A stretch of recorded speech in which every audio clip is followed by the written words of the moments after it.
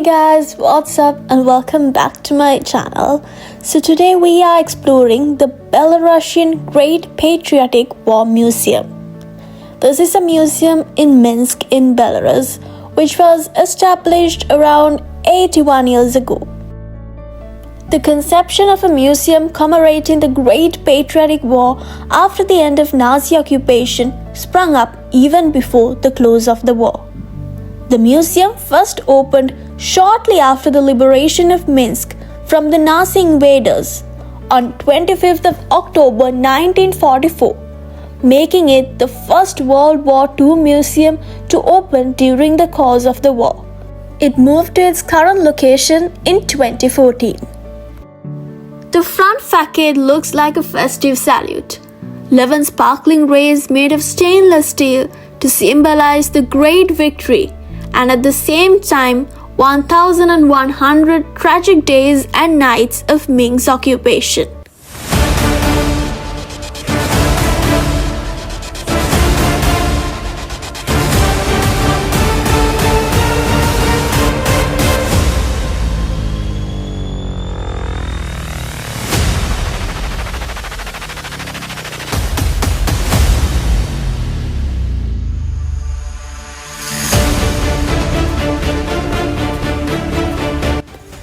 The Belarusian State Museum of the History of the Great Patriotic War was the world's first museum to tell the story of the bloodiest war of the 20th century, and the only one in Belarus created during the years of Nazi occupation.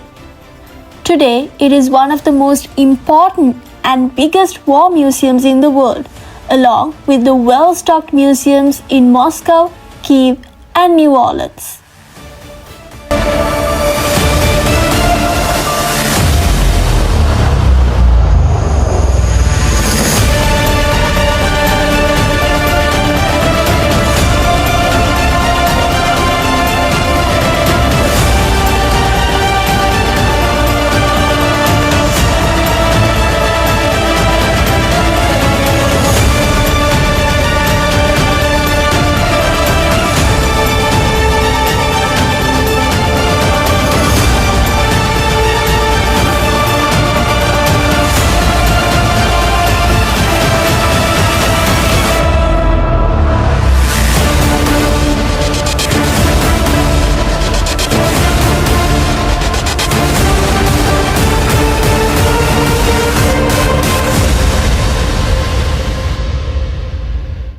In those terrible years, Belarus lost every third resident. More than 3 million people died, including about 50,000 partisans and underground fighters. Throughout the country, there were 250 death camps, including the infamous Trostinets, one of the largest after Auschwitz, Banchdanek, and Treblinka.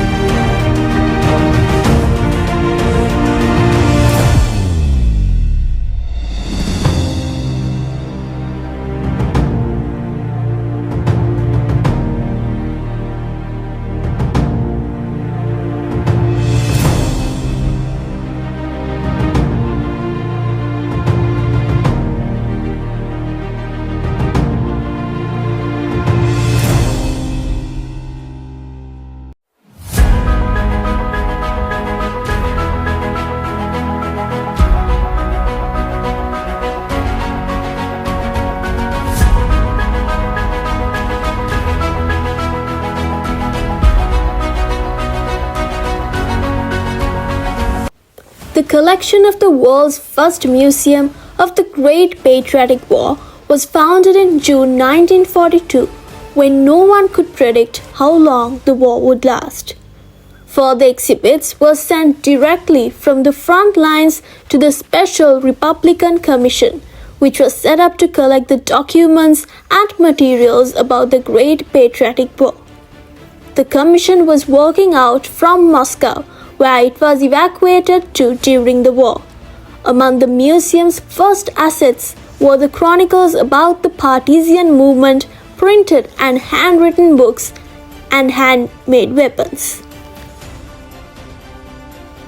For nearly 6 months, there was a gap in the front line near Vitebsk, the so-called Vitebsk Gate. Valuable items, material evidence of the atrocities of the enemy were brought through it to Moscow and were put on display in the State History Museum. In November 1942, the Muscovites saw an impressive exposition titled as Belarus Lives, Belarus is Fighting, Belarus Will Remain Soviet. It stayed open until August 1944, where it was moved to the liberated Minsk. The museum, the guardian of the memory about the courage and tragedy of the Belarusian people, was given one of the few intact buildings in the destructed and looted Minsk. It opened to the public on the 22nd of October 1944.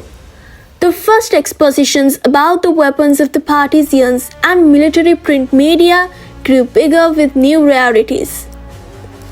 Already in 1944, the museum workers explored the place of the Trostinets death camp. In 1949, they participated in the first excavations in the heroic Brest fortress.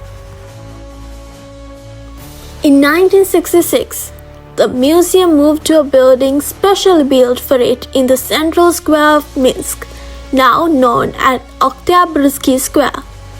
A unique open-air exposition of military equipment and weapons was opened in 1977 next to the museum.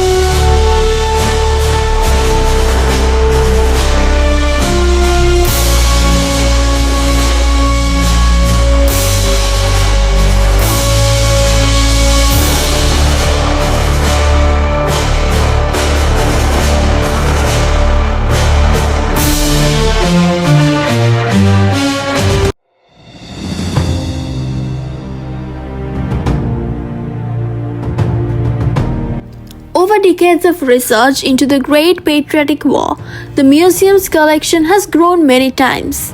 Even now, it gains 700 to 800 priceless rarities every year. In the 21st century, upon the initiative of the Belarus president, plans were made to create new premises for the museum that will boast more exhibition space and modern technologies to tell and demonstrate more facts. The renewed museum was solemnly opened on the 2nd of July 2014 on the eve of the Independence Day and was kind of a tribute to the 70th anniversary of Belarus' liberation from the Nazi invaders.